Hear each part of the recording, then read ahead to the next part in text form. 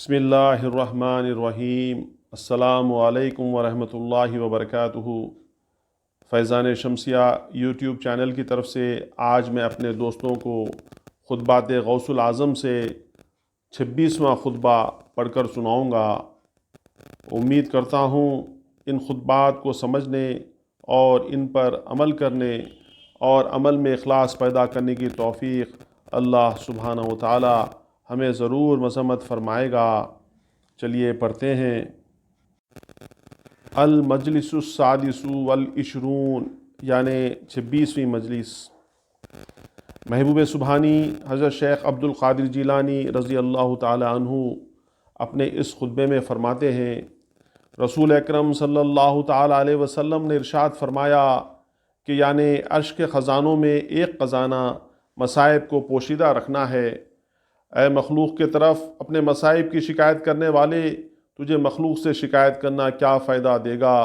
مخلوق نہ تجھے نفع پہنچا سکتی ہے اور نہ تجھے نقصان دے سکتی ہے، اور جب تو ان پر اعتماد کرے گا بس تو مشرک ہو جائے گا، اور وہ تجھے اللہ تعالیٰ کے دروازے سے دور کر دیں گے اور تجھے اس کے عذاب میں ڈال دیں گے، اور اس سے تجھے حجاب میں ڈال دیں گے اور تو اللہ تعالیٰ سے محجوب ہو جائے گا۔ اے جاہل، تو علم کا دعویٰ کرتا ہے اور دنیا کو اللہ تعالیٰ کے سوا غیر اللہ سے طلب کرتا ہے، تو یہ تیرے من جملہ جہالتوں میں سے ایک جہالت ہے۔ تو مصیبتوں سے رہائی کے لیے مخلوق سے شکایت کرتا ہے۔ تجھ پر افسوس ہے کہ جب یہ حریص کتا تعلیم پا کر شکار کی حفاظت کرتا ہے اور اپنی حرص اور طبیعت کو ترک کر دیتا ہے، اور یہ پرندہ باز شکرا بھی تعلیم پا کر اپنی طبیعت کی مخالفت کرتا ہے اور شکار کھا لینے کی اپنی عادت کو ترک کر دیتا ہے، بس تیرا نفس تو تعلیم کے زیادہ لائق ہے، تو اپنے نفس کو سکھا اور سمجھا تاکہ وہ تیرے دین کو نہ کھا لے اور پارا پارا نہ کر دے اور اللہ تعالیٰ کی امانتوں میں خیانت نہ کرے۔ نفس کے پاس مومن کا دین اس کا گوشت اور خون ہے۔ نفس کو تعلیم دینے سے پہلے اس کی مصاحبت نہ کر، اور جب تعلیم پالے اور سمجھنے لگے اور مطمئن ہو جائے تو اس وقت اس کا ساتھ دے، اور جہاں کہیں بھی متوجہ ہو تمام حالتوں میں تو اس سے جدائی اختیار نہ کر، اس کے ساتھ رہ، اور جب نفس مطمئن ہو جائے اور بردبار عالم بن جائے اور اس مخصوم پر راضی بن جائے گا تو تقدیر سے اس کے پاس آئیں گے تو گیہوں کے میدا اور جو کی روٹی میں کچھ فرق نہ سمجھے گا۔ نفسانی لذت اس سے دور ہو جائیں گی اور اس کو فاقہ کرنا کھانے سے زیادہ پیارا معلوم ہوگا، اور کار خیر اور اطاعت اور ایثار پر وہ تیری موافقت کرنے والا ہو جائے گا اور اس کی طبیعت بدل جائے گی۔ سخی اور کریم اور دنیا سے بے رغبت اور آخرت کی طرف رغبت کرنے والا ہو جائے گا۔ اس کے بعد جب تو آخرت سے بارغبت اور مولا تعالیٰ کا طالب بن جائے گا تو وہ بھی تیرے ساتھ اس کا طالب بنے گا، اس کے دروازے کے طرف چلے گا، بس اس وقت تیرے پاس سابقہ امر خداوندی آئے گا اور تجھ سے کہے گا، اے فاقہ کرنے والے، کھا لے اور اپنی پیاس کو بجھا لے۔ عقل مند مریض طبیب کے ہاتھ یا اس کے حکم سے ہی کھاتا ہے اور ہمیشہ اس کا ادب کرتا ہے اور اس کی بات کو قبول کرتا ہے اور اپنی حرص اور رغبت کو اس کی موجودگی میں چھوڑ دیتا ہے۔ اے حریص، اے جلد باز، وہ کھانا جو تیرے لیے پیدا کیا گیا ہے کہ تیرے سوا کسی کی طاقت ہے کہ اس کو کھا لے، اسے تیرے سوا کوئی نہیں کھا سکتا۔ جو لباس، مکان، سواری اور عورت تیرے لیے پیدا کی گئی ہے، ان کو تیرے سوا استعمال کرنے اور لینے اور پہننے کی کون قدرت رکھتا ہے؟ پھر یہ تیری جہالت اور نادانی کیسی ہے؟ نہ تجھے قرار ہے، نہ عقل ہے، نہ ایمان ہے اور نہ وعدہ خداوندی کو سچا سمجھنا۔ اے جلد باز مردود، جب تو کسی کریم شخص کا کام کرے گا بس اس کا ادب کر اور ترک و اجرت کو نہ طلب کر، بس وہ دونوں تجھے بغیر مانگے اور بغیر بے ادبی کے حاصل ہو جائیں گے۔ جو وہ کریم تجھے دیکھے گا کہ تو نے حرص اور مانگنے اور بے ادبی کو چھوڑ دیا ہے تو وہ تجھے دوسرے مزدوروں میں کے جو تیرے ساتھ کام کرتے ہیں ممتاز بنا دے گا اور تجھے خوش کر دے گا اور دوسروں کی بنسبت تجھے بلند جگہ پر بٹھا دے گا۔ اللہ تعالیٰ اعتراض اور منازعات کا ساتھی نہیں ہے، وہ تو حسن ادب اور سکون ظاہر و باطن اور موافقت دائمی کا ساتھ دینے والا ہے، اور ہر وہ شخص جو تقدیر خداوندی کی موافقت کرتا ہے اس کو ہمیشہ اللہ تعالیٰ کی مصاحبت نصیب ہوتی ہے۔ عارف با اللہ، اللہ تعالیٰ کو چاہنے والا اور اس کے ساتھ قائم رہنے والا ہے، نہ کہ اس کے غیر کے ساتھ۔ اللہ تعالیٰ کی موافقت کرنے والا ہے، نہ اس کے غیر کے لیے، اسی کے ساتھ زندہ ہوتا ہے اور غیر اللہ سے وہ مردہ ہوتا ہے۔ اے اللہ کے بندے، جب تو کلام کرے تو اچھی نیت کے ساتھ کر، اور جب تو سکوت کرے تو سکوت بھی اچھی نیت کے ساتھ ہو۔ جو نیت سے پہلے عمل کو مقدم کرے اس کا کوئی عمل نہیں ہوتا۔ ایسی حالت میں جب تو کلام کرے گا یا سکوت کرے گا تو بہرحال تو گناہ میں مبتلا رہے گا، کیونکہ تیری نیت ہی درست نہیں ہوتی، اور تیرا خاموش رہنا اور کلام کرنا دونوں خلاف سنت ہیں۔ حالات کے تغیر اور رزق میں تنگی پیش آنے کے وقت ایک لقمے کی وجہ سے تم رنگ بدل ڈالتے ہو اور اللہ تعالیٰ سے بگڑ جاتے ہو، اور ایک غرض پوری نہ ہونے پر تمام نعمتوں کی ناشکری کرنے لگتے ہو، گویا کہ تم اس پر جبر کرنے لگتے ہو اور اس پر حکم چلاتے ہو کہ یوں کیوں کر ایسا کیا، ویسا کر اور ایسا کیوں کیا، اور یوں کرنا چاہیے تھا۔ یہی اللہ تعالیٰ سے دوری اور غصہ اور راندہ درگاہ ہونا ہے۔ اے ابن آدم، تو کون ہے؟ تو ایک ذلیل و حقیر پانی سے پیدا کیا گیا ہے، اس لیے تو اپنی حقیقت کو پہچان۔ اللہ تعالیٰ کے سامنے تواضع کر اور اس کے سامنے جھک جا۔ جب تیرے پاس تقویٰ نہیں ہے تو اللہ تعالیٰ اور اس کے نیک بندوں کے نزدیک تیری کوئی عزت نہیں ہے۔ دنیا تو حکمت کا گھر ہے اور آخرت سراسر قدرت ہے۔ اے مسلمانوں، تمہارے اوپر نگہبان یعنی فرشتے مقرر ہیں، اور تم اللہ تعالیٰ کے سپردگی میں ہو اور تم کو کچھ خبر نہیں۔ تم عاقل بنو اور دل کی آنکھوں کو کھولو۔ جب تمہارے گھر میں کوئی جماعت حاضر ہو تو تمہیں چاہیے کہ خود گفتگو کی ابتدا نہ کرو بلکہ خاموش رہو، اور جب وہ بات کریں تو ان کے کلام کا جواب دو، اور ایسی بات نہ پوچھو کہ جس کا فائدہ نہ ہو۔ اللہ تعالیٰ کو ایک جاننا فرض ہے، حلال روزی طلب کرنا فرض ہے، ضروری علم حاصل کرنا کہ جس کے بغیر کوئی چارہ نہ ہو فرض ہے، عمل میں اخلاص پیدا کرنا فرض ہے، عمل پر مواضع کا چھوڑنا فرض ہے۔ کوئی بھی عمل بدلے کی نیت سے نہ کرو تو فاسقوں اور منافقوں سے دور بھاگ، نیک اور سچے لوگوں سے مل جا۔ جب کوئی معاملہ تجھ پر مشکل ہو اور تو صالح شخص اور منافق کے درمیان فرق معلوم نہ کر سکے، اور یہ نہ جانے کہ کون شخص صالح اور نیک ہے اور کون منافق ہے، تو رات کو اٹھ اور 2 رکعت نماز نفل ادا کر اور پھر یہ دعا پڑھ، جس کا مفہوم ہے: اے میرے رب، مجھے اپنے مخلوق میں سے صالحین لوگوں کی طرف میری رہنمائی فرما، جو مجھے تیری طرف رہبری کریں، اور مجھے تیرے کھانے سے کھانا کھلائیں اور تیرے پانی میں سے پانی پلائیں، اور میرے دل کی آنکھوں میں تیرے قرب کے نور کا سرما لگائیں، اور جو چیز کے ظاہر ظہور مشاہدہ غیبی سے دیکھتے ہوں اس سے مجھے خبردار کر دیں، محض تقلید سے نہیں۔ اہل اللہ نے فضل خداوندی کے طعام سے کھانا کھایا ہے، اور اس کے شراب ان سے انہوں نے پانی پیا ہے، اور اس کے باب قرب کا مشاہدہ کیا ہے، اور انہوں نے محض خبر پر قناعت نہ کی بلکہ ہم وقت مجاہدہ اور ریاضت کرتے رہے، اور صبر کیا، اور اپنے نفوس اور مخلوق سے نظر ہٹا کر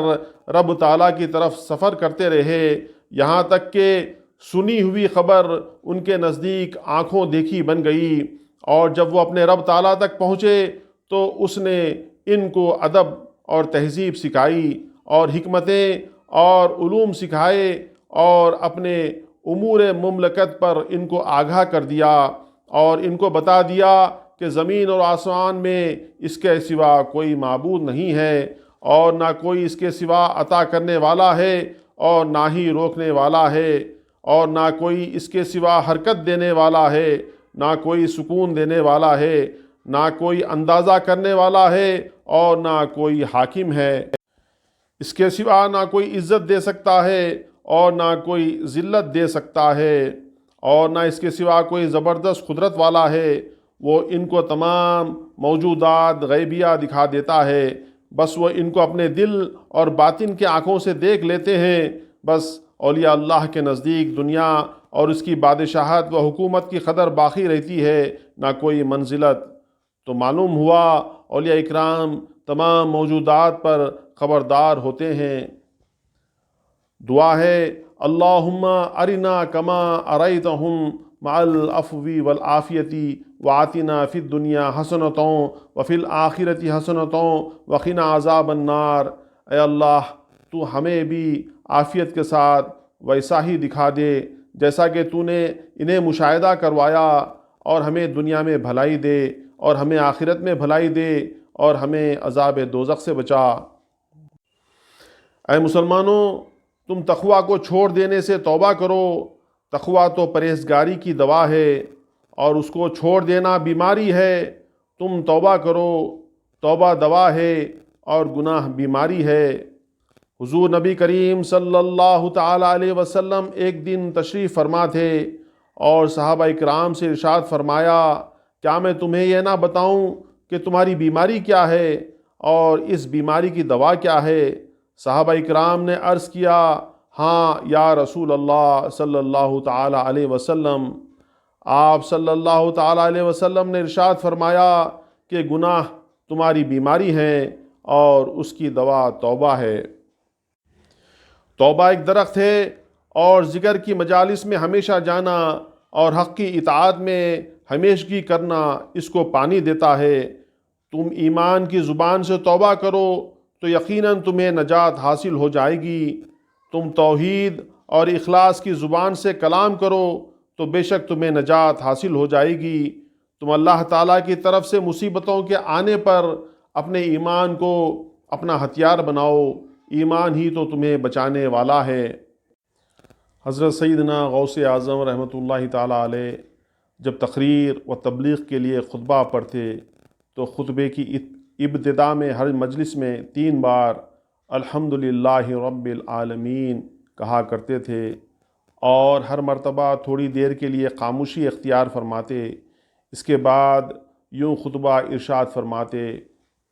عدد خلقہ وزینت عرشہ ورضاء نفسہ ومداد کلماتہ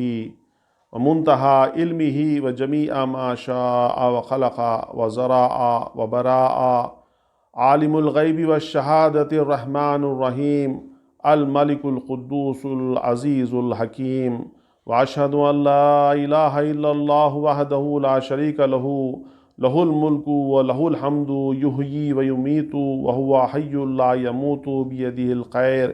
وہو علی کل شیء قدیر وإلیہ المصیر، واشہد ان محمدا عبدہ ورسولہ ارسلہ بالہدی ودین الحق لیظہرہ علی الدین کلہ ولو کرہ المشرکون۔ اللہم صلی علی سیدنا محمد وعلی آل سیدنا محمد واحفظ الامام والامت والراعی والرعیت الفی بین قلوبہم فی الخیرات ادفع شر بعضہم عن بعض۔ اللہم وانت العالم بسرائر فاصلحها وانت العالم بحوائجنا فاقضها وانت العالم بذنوبنا فاغفرها وانت العالم بعیوبنا فاسترها، لا ترنا حیث تحیتنا لا تفقدنا حیث امرتنا، لا تنسنا ذکرک ولا تؤمنا مکرک وتحوجنا الى غیرک لا تجعلنا من الغافلین۔ اللہم الہمنا رشدنا وعدنا من شر انفسنا، اشغلنا بک امن سواک، اقطع عنا کل قاطع یقطعنا عنک، الہمنا ذکرک و شکرک بھی و حسن عبادتک۔ اس کے بعد آپ رحمۃ اللہ تعالیٰ علیہ دہنی طرف رخ پھیر کر یہی کلمات فرماتے، پھر بائیں طرف رخ پھیر کر بھی یہی کلمات ارشاد فرماتے، اور اس کے بعد یہ فرماتے: لا تبدی اخبارنا ولا تہتک استارنا ولا تؤاخذنا بسوء اعمالنا لا تخیب فی غفلة ولا تؤاخذنا على عزتی ربنا لا تؤاخذنا ان نسینا او اخطأنا ربنا ولا تحمل علینا اصرا کما حملته علی الذین من قبلنا ربنا ولا تحملنا ما لا طاقة لنا به واعف عنا واغفر لنا وارحمنا انت مولانا فانصرنا علی القوم الکافرین۔ اس کے بعد فتوح غیب سے جو کچھ اللہ تعالیٰ آپ کی زبان مبارک پر لے آتا، بغیر تقریر اور بغیر کسی تمہید کے واعظ شروع فرما دیا کرتے تھے، اور کبھی کبھی بعض مجالس میں آپ واعظ کی ابتدا کسی حدیث پاک یا کلام حکمہ میں سے کسی کلمے کے ساتھ جو آپ کو یاد ہوا کرتے تھے، پہلے آپ رحمۃ اللہ تعالیٰ علیہ اپنے کلام میں تبرکاً اس کو پڑھا کرتے تھے اور واعظ شروع فرماتے، اور کلام کی بنیاد اسی پر رکھتے تھے۔ خطبہ کا ترجمہ اس طرح ہے: اتنی حمد جو اس کی مخلوق کے شمار اور اس کے عرش کے وزن کے برابر اور اس کے نفس کے خوشنودی اور اس کے کلمات کی سیاہی اور اس کے علم کے انتہا کے موافق اور ان تمام چیزوں کے برابر جس کو اس نے چاہا پیدا کیا اور ظاہر کیا ہے، جو کہ حاضر اور غیب کے جاننے والا، عام و خاص پر رحم کرنے والا ہے، بادشاہ ہے، غایت درجہ پاک ہے، سب پر غالب اور حکمت والا ہے، اور میں اس کی بات کی گواہی دیتا ہوں کہ اللہ تعالیٰ کے سوا کوئی معبود نہیں، وہ یکتا ہے، اس کا کوئی شریک نہیں، اسی کے لیے حمد اور بادشاہی ہے، وہی زندہ کرتا ہے اور موت دیتا ہے، اور وہی ایسا زندہ ہے کہ جسے موت نہیں، خیر اسی کے قبضے میں ہے، اور وہی ہر شے پر قدرت رکھتا ہے اور اسی کی طرف لوٹنا ہے۔ اور میں اس بات کی گواہی دیتا ہوں کہ حضرت محمد مصطفیٰ صلی اللہ تعالیٰ علیہ وسلم اس کے بندے اور رسول ہیں، جن کو اس نے ہدایت اور دین حق دے کر بھیجا تاکہ وہ آپ تمام دینوں پر غالب کر دے، اگرچہ وہ شرکوں کو ناگوار گزرے۔ اے اللہ، تو حضرت محمد مصطفیٰ صلی اللہ تعالیٰ علیہ وسلم